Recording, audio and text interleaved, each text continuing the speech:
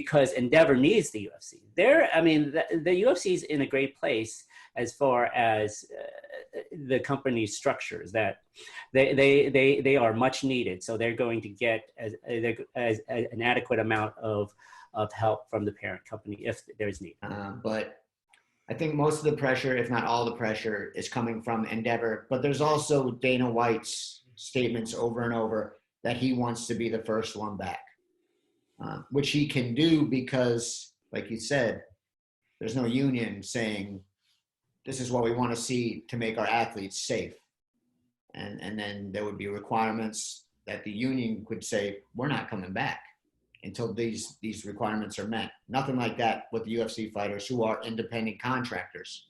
So they have no rights, really. They have no OSHA backup. There's no one they can go to for support. So they're in a bind. If Dana White says we're fighting, their only option is to say, I don't feel comfortable. Then they don't. Suddenly the market went through a speed bump, and you're tempted to think, oh, maybe they're going to sell their asset, or that's the last thing you do. It's like you keep your asset until the last minute, and then you try to improve your financial liabilities. And right now, I'm sure they have quarterly or monthly repayments to make, and they can't face them. But I also know that there's a lot of people who are looking at this with interest.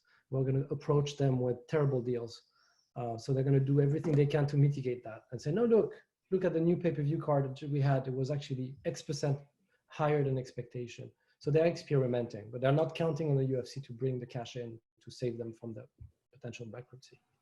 Other people will volunteer to help them, so to speak.